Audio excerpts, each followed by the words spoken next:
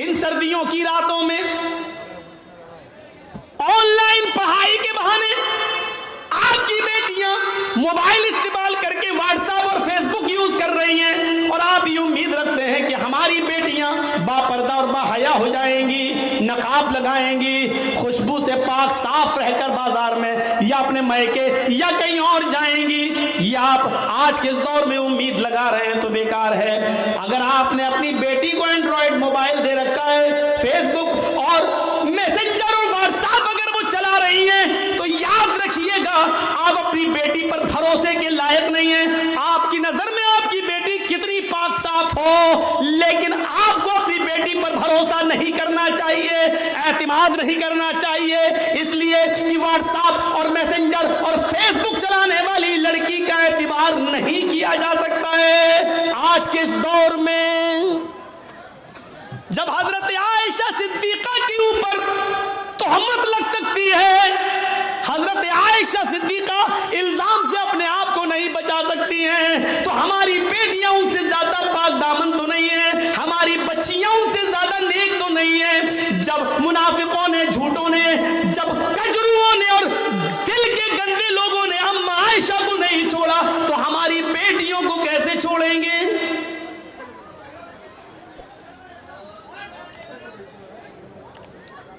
यहां हमें गौर करना चाहिए।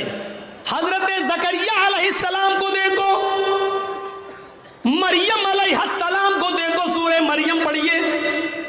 वो मेहराब में मस्जिद के अंदर है और हजरत मरियम के पास बेमौसम फल आ जाता है।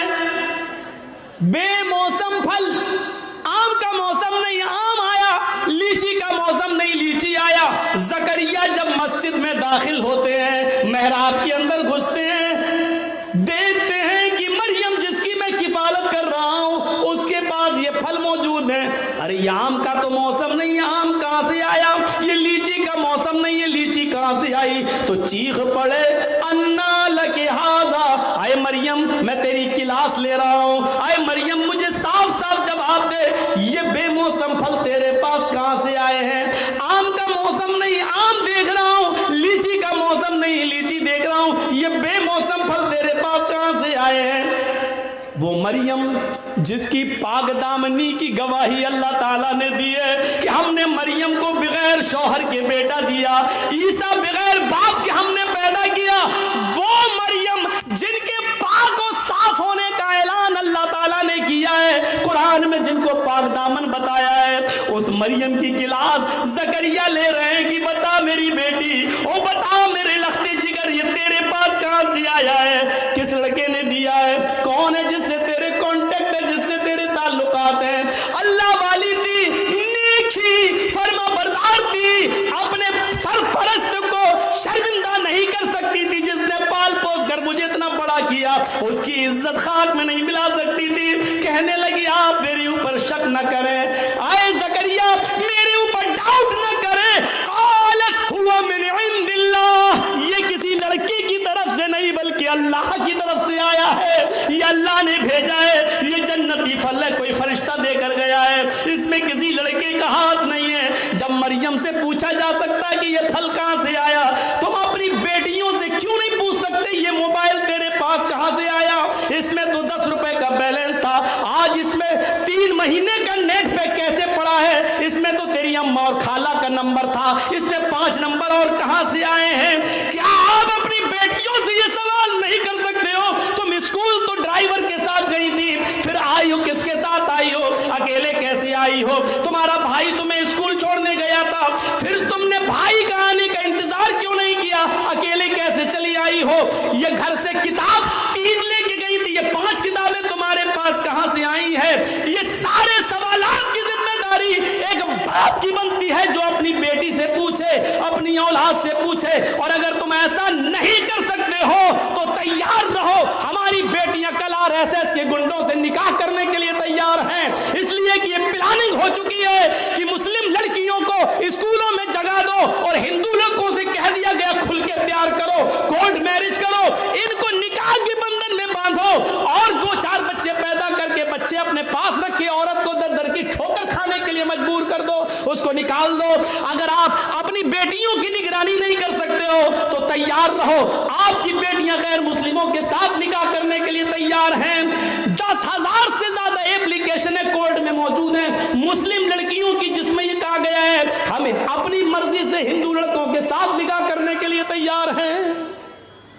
मेरे माँ बाप रोकेंगे इसलिए मुझे पुलिस प्रोडक्ट दिया जाए, प्रोडक्शन दिया जाए, सुरक्षा दी जाए। मेरे माँ बाप कोर्ट मैरिज के मौके पर मेरे लिए रुकावट बन सकते हैं। ये लड़कियों ने, मुस्लिम लड़कियों ने, कॉलेज की लड़कियों ने ये लिख कर दिया है। तैयार रहिए, अगर आप अपनी बेटियों के मोबाइल नहीं छीन सकते हो, उनसे सवाल जवाब नहीं कर सकते हो, तो फिर ये दिन देखने के लिए तैयार रहो कि आपकी बेटी मिसेस इदरीस, मिसेस असलम नहीं बनेगी, मिसेस खन्ना बनेगी, मिसेस रमेश बनेगी, मिसेस मनमोहन बनेगी, मिसेस फला बनेगी, ये बनेगी। इसके लिए तैयार रहो। जो कहना था कह दिया। बुरा लगना स्वाभाविक है, क्योंकि हक है, हक बुरा लगता ही है। कड़वी है, कड़वी चीज़ खराब होती ही है। इसलिए मैं माफ़ी का चंदा नहीं मांगूंगा आपसे, स्वाभाविक चीज़ है, होना है। आपने पूछा नमाज पढ़ी कि नहीं पढ़ी, बेटे से पूछा। हमारे नबी ने तो ये कहा था ना, जब बच्चा 7 साल का हो जाए, बच्चे में लड़का लड़की दोनों शामिल है, जब बच्चा 7 साल का हो जाए नमाज पढ़ने का हुक्म दो, लेके जाओ। नहीं पढ़े कोई बात नहीं, कभी पढ़ेगा कभी छोड़ेगा, लेकिन जब 10 साल का हो जाए नमाज ना पढ़े तो उसको मार मार के ले जाओ, मार मार के नमाज की तरफ ले जाओ, पीटो। 12-10 साल के बाद लड़के को पीटना पड़ेगा, नमाज के लिए मारना पड़ेगा, सजा देना पड़ेगी आपको अपने बेटे को, क्योंकि वो 10 साल का हो चुका है। 10 साल के बाद बाप की जिम्मेदारी बनती है कि वो अपने बेटे को नमाज न पढ़ने पर मारे, पीटे और फिर मस्जिद में ले जाए। आपने किया ऐसा? मोबाइल चलाने की खुली इजाजत, चलाओ और बिगड़ो। काजी शुरैह ने जो फैसला किया उस फैसले को देखिए। हजरत उमर फारूक जब फजर की नमाज पढ़ाने के लिए खड़े हुए तो अबू लूलू ने, फिरोज नामी आदमी ने, किसी बात पर वो हजरत उमर से नाराज था, उसने खंजर में जहर बुझा लिया था और छिपकर बैठा हुआ था मिंबर के पास। हजरत उमर ने जो ही कहा अल्लाहु अकबर, फौरन उसने खंजर मार दिया। हजरत उमर फारूक के पेट में वो खंजर लगता है, उसने निकाला तो पेट थोड़ा सा फट जाता है, नाफ से लेकर जहाँ शर्मगाह होती है यहाँ तक जब उसने खंजर निकाला तो यहाँ तक पेट फट गया, यहाँ तक खून का धारा बहने लगा। नमाजियों ने अबू लूलू को पकड़ना चाहा लेकिन वो भागने लगा। एक सहाबी ने अपनी चादर उसके ऊपर फेंकी जिससे उसका पैर उलझ गया, वो गिर गया। जब उसने देखा कि अब मैं पकड़ा जाऊंगा और बचूंगा नहीं, तो उसने वही जहर आलूद खंजर अपने पेट में मारकर खुदकुशी कर ली और मर गया। लेकिन हजरत उमर फारूक को जब होश आया तो उनको दूध पिलाया जा रहा था, दूध वो मुंह से पीते थे, पेट से बाहर निकल जाता था। शहद पिलाया गया तो शहद पेट से बाहर निकल गया। जो चीज खिलाई और पिलाई जा रही है वो मुंह से तो खिलाते थे लेकिन पेट से बाहर निकल जाती थी। इस हाल में किसी ने कह दिया अमीरुल मोमिनीन, अब आप फजर की नमाज कैसे पढ़ेंगे? आप पहली रकात में थे और आपको खंजर मार दिया गया है, आप बेहोश होकर जमीन पे गिरे हैं और हालत आपकी है कि खाना पानी पेट में रुक नहीं रहा है, आप फजर की नमाज कैसे पढ़ेंगे? हजरत उमर ने कहा पढ़ूंगा, मेरी फजर की नमाज क्या अदा नहीं हुई है? कहा नहीं। पानी लाओ, वुजू बनाया, खड़े हो गए। लोगों ने कहा बैठ के पढ़ लो, कहने लगे नहीं नहीं अभी खड़े होने की ताकत है। खड़े होकर 2 रकात नमाज पढ़ी और नमाज पढ़ने के बाद फरमाया लोगों, अगर ये हालत किसी और की हो जाए, खाना पानी भी पेट से निकलने लगे, इस हाल में भी अगर नमाज का टाइम हो जाए, नमाज का वक्त हो जाए और उस आदमी को होश हो तो नमाज इस हाल में भी पढ़ना पड़ेगी। अगर इस हाल में होश है, पेट फट जाने के बावजूद, खाना पानी पेट से निकलने के बावजूद अगर होश है और नमाज नहीं पढ़ता है इस्लामी लिमन तरकस्सलाह, तो ऐसे आदमी का इस्लाम में कोई हिस्सा नहीं है। इस हाल में नमाज ना पढ़े तो इस्लाम में हिस्सा नहीं है। जो तंदुरुस्ती में नमाज ना पढ़े वो मुसलमान बना बैठा है। कितने बड़े मुसलमान, कभी किसी को खड़ा करके पूछो क्या नाम है, ज़ियाउल हक, हक की रोशनी। अच्छा नमाज पढ़ी थी ईशा की? नहीं मौलाना साहब। ज़ियाउल हक नमाज पढ़ी? नहीं। इस हाल में नमाज माफ नहीं है। नमाज तो है ही नहीं माफ। जर्जी साहब को मोदी की, योगी के कुछ गुंडे पकड़ लें, कुर्सी पे लेके हाथ पैर बांध दें, इसी बीच अजान की आवाज आ रही हो, अल्लाहु अकबर अल्लाहु अकबर। जर्जी साहब एक बार कहेंगे, साहब लिंचिंग करने वालों मुझे मार रहे हो, मार देना, लेकिन मुझे 2 रकात नमाज पढ़ लेने दो। छोड़ते हैं तो ठीक, नहीं छोड़ते हैं तो कुर्सी पर बंदे बंदे हमें नमाज पढ़ना पड़ेगी। वुजू के लिए पानी दे दो, नहीं देते हैं तो नियत से वुजू करना पड़ेगा। अल्लाह वुजू के लिए पानी नहीं है, मैंने वुजू की नियत कर ली है, ये वुजू की नियत ही हमारे लिए वुजू होगी। उनसे कहा जाएगा साहब मेरा चेहरा किबले की तरफ कर दो, अगर वो करते हैं तो ठीक है, नहीं करते हैं तो नियत करना पड़ेगी।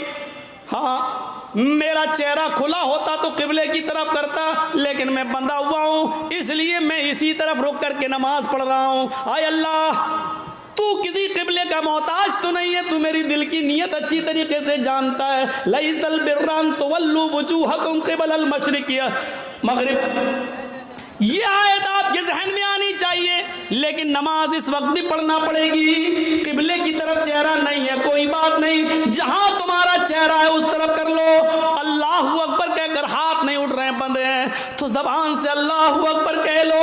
वुजू के लिए पाबंदी है, पानी नहीं दिया जा रहा है तो नियत वुजू से कर लो। चेहरा किबले की तरफ नहीं करने दिया जा रहा तो जहां चेहरा है वहीं कर लो और अल्फाज अदा करते रहो। लेकिन नमाज इस हाल में भी पढ़ना पड़ेगी, जबकि मालूम है कि मौत हमारे सर पे मुंडला रही है, लेकिन इस हाल में भी नमाज तुम्हारे ऊपर माफ नहीं है। नमाज का वक्त हो गया है, आपको इस हाल में नमाज पढ़ना पड़ेगी। ये सख्ती है इस्लाम में, लेकिन नरमी भी तो है। वुजू के लिए पानी नहीं मिल रहा तो ये नहीं कहा गया नहीं रस्सी तोड़ो कुर्सी तोड़ो लेकिन लाओ पानी, नहीं है, नियत कर लो। ये आसानी भी तो है, किबले की तरफ चेहरा नहीं करने दिया जा रहा, कोई बात नहीं, जहां चेहरा उसी तरफ रुक करके नमाज पढ़ो। हाथ नहीं उठ रहा है, कोई बात नहीं, ऐसे ही पढ़ो, जबान से जुमले अदा करो लेकिन करो। यही तो इस्लाम है, और क्या है इस्लाम। कुछ मसले ऐसे हैं, एक शख्स आया हमारे पास, मौलाना साहब मैं 25वें रोज़े को इस्लाम लाया हूँ, मुसलमान हुआ हूँ, तो मुझे तो 5 ही रोज़े मिले हैं, मैंने रख लिए हैं, तो क्या जो 25 रोज़े मेरे छूट गए हैं क्या वो मुझे रखना पड़ेंगे। मैंने कहा तुम्हारे कहाँ छूटे हैं। गया पानी है, उड़ता हुआ आया, सीधे चला गया। बहुत अच्छा नाश्ता खिलाया आप लोगों ने। चलिए अब सुनिए मसला।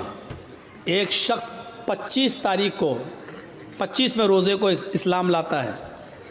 मान लीजिए कोई गैर मुस्लिम है, हिंदू है, ईसाई है, क्रिश्चियन है, यहूदी है, जैनी है, 25 रोज़े को अगर मुसलमान होता है तो क्या 25वां रोज़ा मुसलमान हुआ, 25 छूट गए, 24 रोज़े छूट गए, तो अब उसको कितने मिल रहे हैं। 25, 26, 27, 28, 29 और 30 का चांद हुआ तो 30, 5-6 रोज़े मिल रहे हैं। तो शरीयत ये कहती है कि जितने मिल रहे हैं उतने ही रखेगा वो। जो उसके छूट गए हैं वो उसके थोड़ी छूटे हैं, क्योंकि वो मुसलमान था ही नहीं, उस पर उस वक्त इस्लाम के कानून नाफिज हो ही नहीं रहा था, उसने कलमा ही नहीं पढ़ा था। कलमा तो उसने 25वें रोज़े को पढ़ा है, इसलिए जितने रोज़े बाकी हैं वो रखेगा और जो छूट गए हैं 24, 25 वो नहीं रखेगा, क्योंकि उस वक्त वो मुसलमान था ही नहीं जब रमज़ान का महीना आया। पहली चीज़। दूसरी चीज़ एक और सुनिए, मान लीजिए 5:30 बजे आपके यहाँ रोज़ा इफ्तार होता है, सूरज 5:30 बजे डूबता है, और कोई शख्स 5 बजे इस्लाम ला रहा है, 25वां रोज़ा है, 5 बजे इस्लाम लाया, जर्जिस्तान में इस्लाम, अशहदु अल्ला इलाहा इल्लल्लाह व अशहदु अन्ना मुहम्मदन अब्दुहु व रसूलुहु, 25वें रोज़े को 5 बजे इस्लाम लाया है, उसका रोज़ा यहीं से शुरू हो गया है। अभी जो 5 बजे तक जो उसने खाया पिया वो सब माफ, क्योंकि उस वक्त तक उसके ऊपर इस्लाम नाफिज था ही नहीं, वो मुसलमान नहीं था, इसलिए वो सब नहीं। 5 बजे इस्लाम लाया है तो 5 बजे से ही उसका रोजा शुरू हो गया, इस्लाम के कानून उसके ऊपर नाफिज हो गए, और 5:30 बजे वो रोजा खोल लेगा और उसका ये रोजा पूरा माना जाएगा। 25वां रोजा आधा घंटा रखा लेकिन पूरा 25वां रोजा माना जाएगा। अब 25वां जोड़ा जाएगा, 26वां रखेगा, 27वां, 28वां, 29वां, 30वां ये रखा जाएगा, और इससे पहले जो छूट गए वो के एक भी उसको नहीं रखना पड़ेंगे, क्योंकि उस वक्त तक वो मुसलमान नहीं था। इन मसलों को जहन में रखिए, ये छोटे छोटे मसले हैं, अपने जहन में इन मसलों को रखिए और याद करिए।